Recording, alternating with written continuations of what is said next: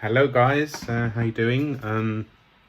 Tony Pereira here, property coach and business mentor as well. And just coming to you to talk to you today about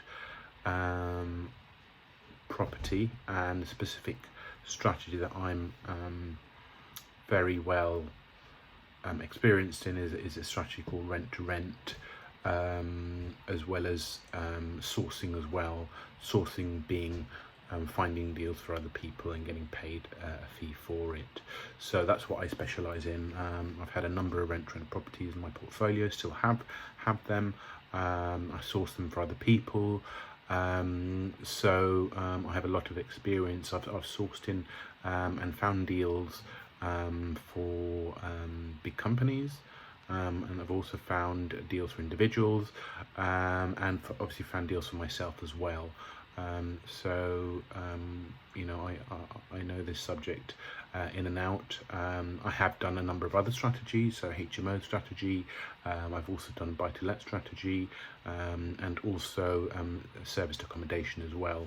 And that's something that's very hot at the moment. That a lot of people are investing in and really getting involved in.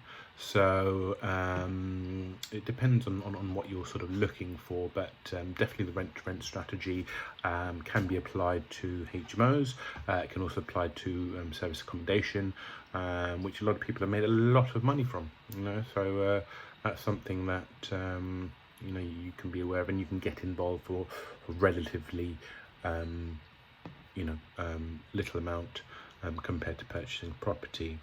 Now I'm going to talk today 3 points on why you should do rent to rent, and how it can work for you in your favor, and also how you can start off, get involved if you're looking at it, and how you can access, you know, lots of different people to help you in your journey if you want to, and you know, you can do it, you know, at your pace if you like, but I would always recommend that if you are looking at doing it, you know, sort of being clear on what you want out of the deal, and then going for it basically, because sometimes you can get a little sidetracked, or procrastination can set in. But if you're looking to kind of achieve your goals and your dreams through property, then it's a fantastic strategy. So on to the first point. Now, with rent to rent, what I believe is you've got better leverage. Now, an example of this, for example, is obviously I live down here in London. Now, the average house price here, you're looking at around between 400 to 500 thousand pounds, depending on where you buy, what type of property you buy, but you're probably looking at that. Now, if you were to go up north, you know, you can get, you know, ranging from around 50,000 pounds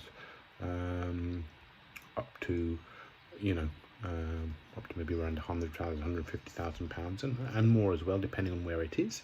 But generally, people would go up north because they're looking for the cheaper prices that you can get, and cheaper prices means you can get better yield on the rent achieved. Now, going back to my point of sort of better leverage. Now, if we take a property down here in London, you're looking average room rent of between 500 and 600 pounds on average. You can obviously, people are achieving a lot more, and in the service accommodation strategy, then it's hugely, it's grossly a lot more, because you're charging people on a per night basis.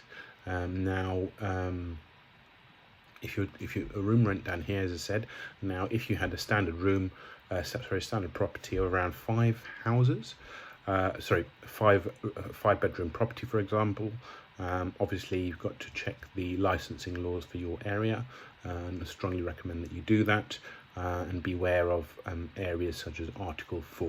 Now, Article 4 basically means that you cannot start a new HMO without going through the planning process.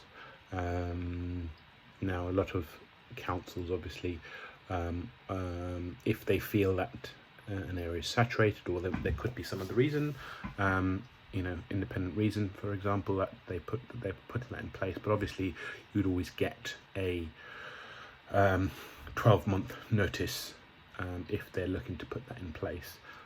Places like Birmingham, for example, are going to be Article 4 by the summer of this year, in 2020.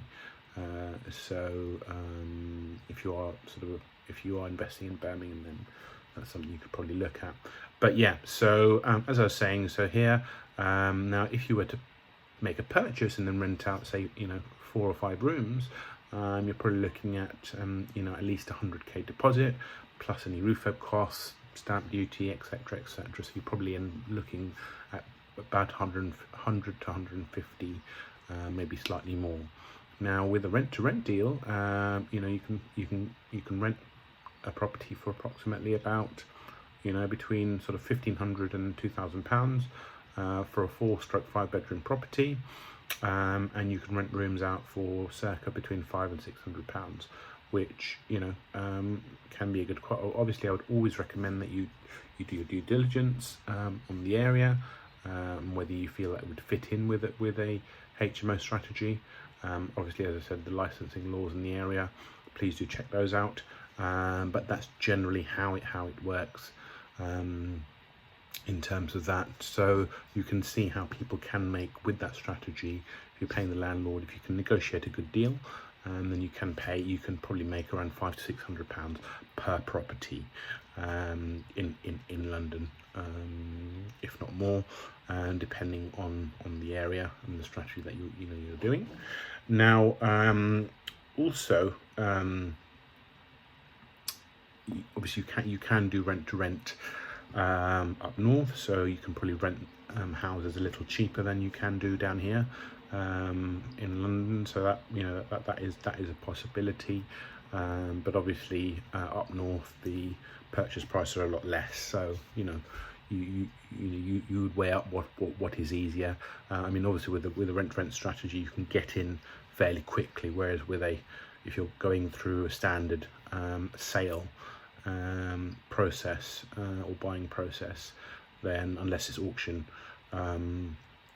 conditions, then you could do it for relatively quickly. I mean, I've done deals for rent to rent within a week, where property is ready, landlords present give it in a great condition, or you could agree a certain period. If there's works to do, then you could agree a certain period that you would take to do those works, and then obviously start the tenancy. Now, with rent to rent, I would say that it's a strategy that's been around for a long time, because it's used on a commercial basis all the time. So, for example, a standard business, for example, they would rent the property from the landlord, and then sublet themselves, and obviously they're making their income from from leasing that property from the landlord. So that's something that you should always you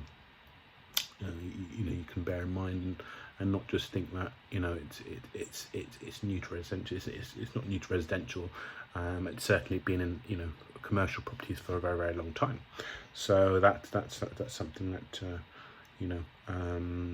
should be fairly should give you some sort of confidence with that. Now, I hope that sort of explained a few points sort of to you. Now, with how you can get involved is you can get involved in a number of ways if that's something that you're looking to do. Now, things like, for example, obviously finding finance. So you're probably looking at a standard rent deal down here in London. You're probably looking at approximately between £7,000 and £10,000 to get started, which is not a lot of money compared to doing a purchase, but it's something that those funds need to be there. Now you can do that in a few different ways. For example, you can find a deal, you can source deals and make some cash and then that will help you get started in it. You can obviously find private lenders. There are private lenders that would do it. You can get a standard loan from an unsecured loan from the bank. That could help with funding your rent-to-rent deals. So there are a number of different ways, but those, I mean, you could obviously always start with sourcing, as I mentioned before. So basically, what you're doing is finding a deal for other people, learn about it that way. You can partner with the investor that's taking it on, and that would help you learn.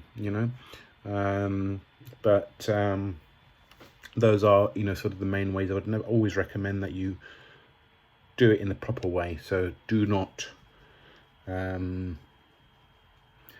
just go out there and do it without knowing what you're doing or having a training course or a mentor.